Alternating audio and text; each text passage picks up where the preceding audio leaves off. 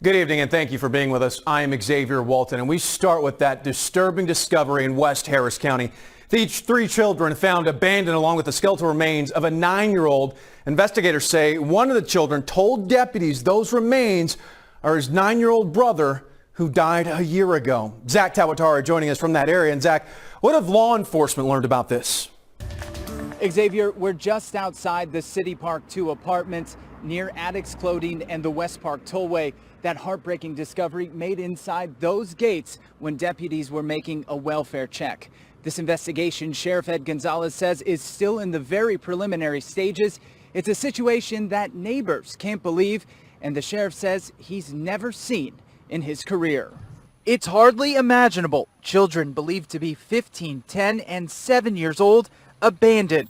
The skeletal remains of possibly another, says Sheriff Ed Gonzalez, discovered on the 3rd floor of an apartment building in West Harris County. Very horrific set of circumstances. Becca, a mother who lives here, was devastated to learn about the heartbreaking discovery.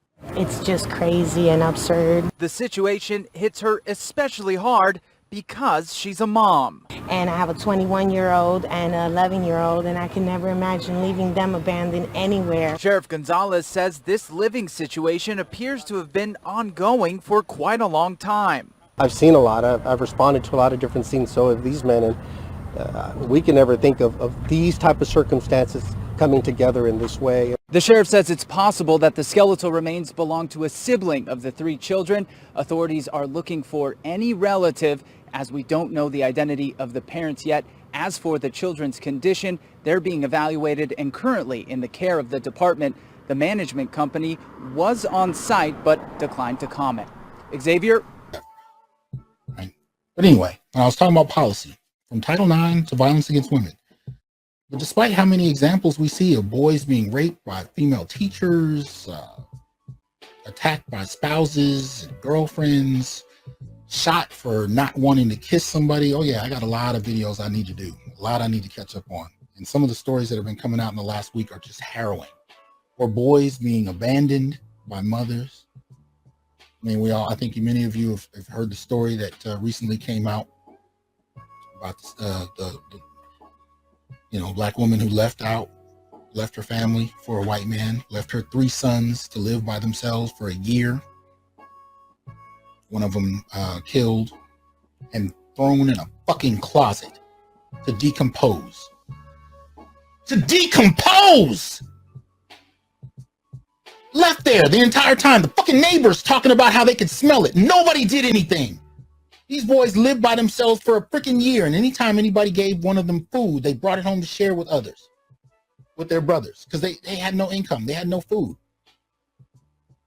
Finally had to call the police.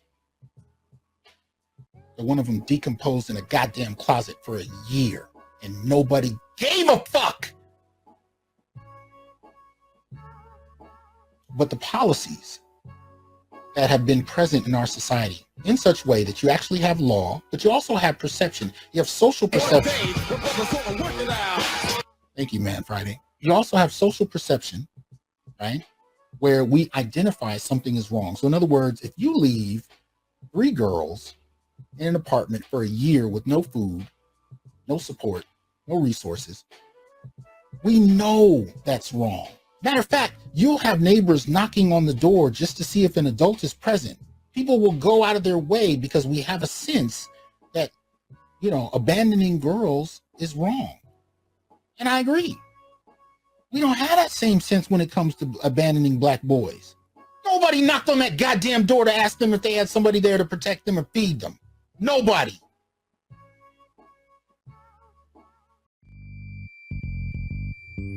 The clip that you just heard was from KHOU in Boston, and talking about the horrible situation with those 3 boys and then their dead brother in an apartment for almost a year. And then the righteous anger and indignation from Dr. Johnson. I almost don't want to do a follow-up because what can I say? You got a scholar, well-spoken, well-educated, and actually showing the kind of passion that you need to show to defend and protect black boys, which, like he says, don't get any defense. So it's kind of hard to follow. But I just want to read this article from the Daily Mail from London. Mom and boyfriend arrested in Texas over death of a woman's child.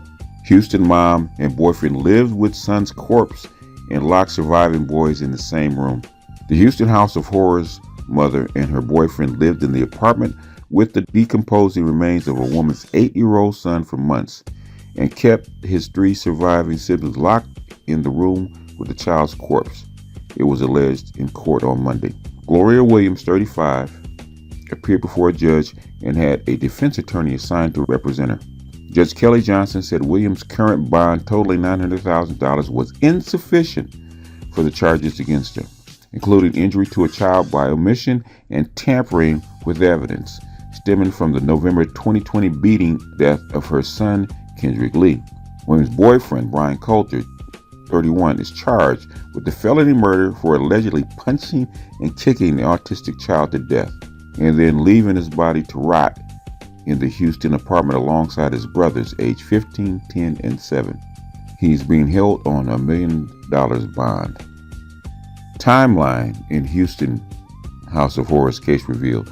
November 20 to 23rd, 2020, Brian Coulter allegedly beats 8-year-old Kendrick Lee to death inside apartment at City Park 2 complex in Houston. November 23rd, Coulter was arrested in Luling, Texas, and spent 6 days in jail after being discovered drunk and in possession of a gun at a convenience store. Number 29, Coulter is released on bail. Weapons possession case against him is still pending. The white boy.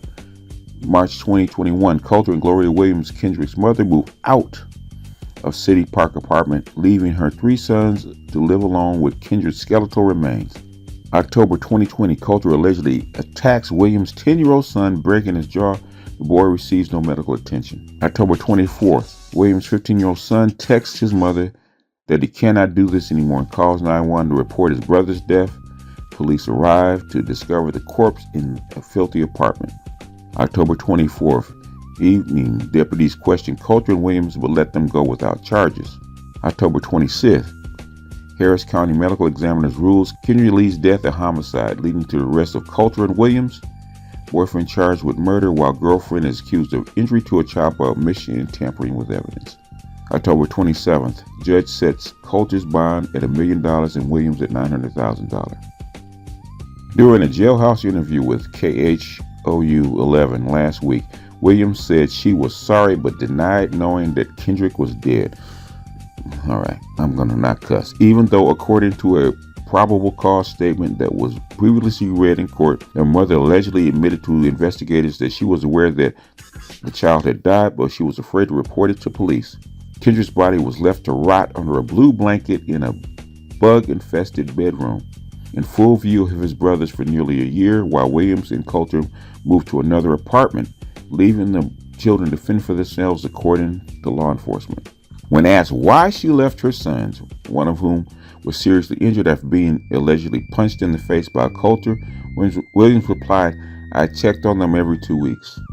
Earlier, the grandmother of one of Williams' daughters described the woman as being very unstable and accused her of failing to protect her children. Yeah, well, why didn't you step in? Authorities last week alleged that Coulter punched and kicked Kendrick to death around Thanksgiving Day last year. Williams refused to report him to police, claiming she was afraid her children would be taken away from her and she would end up in jail.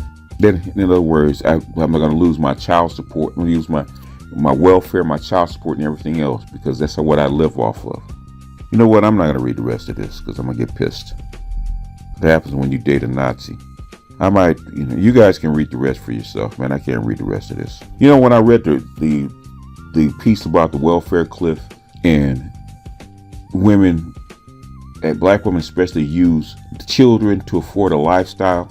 She's got 4 kids, so basically she's living a $70,000 lifestyle, a $50,000, $60,000 lifestyle, something that she could not do without her children.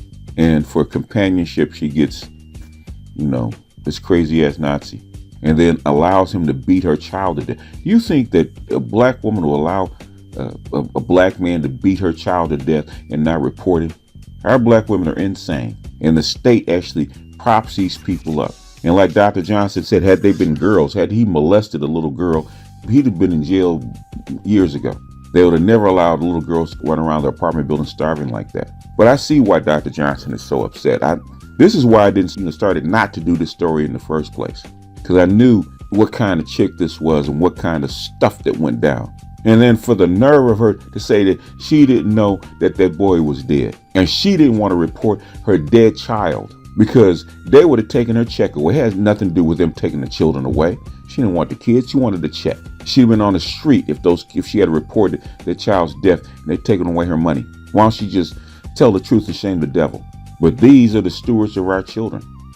Because if I really read all of this, and this is my first read, because I skimmed it the first time. This is my first read. The more I read about this stuff, I told Dr. Johnson that if those were my children, hell, even though they aren't my children, she's lucky that she's in prison, because if those were my children, she could not walk the street.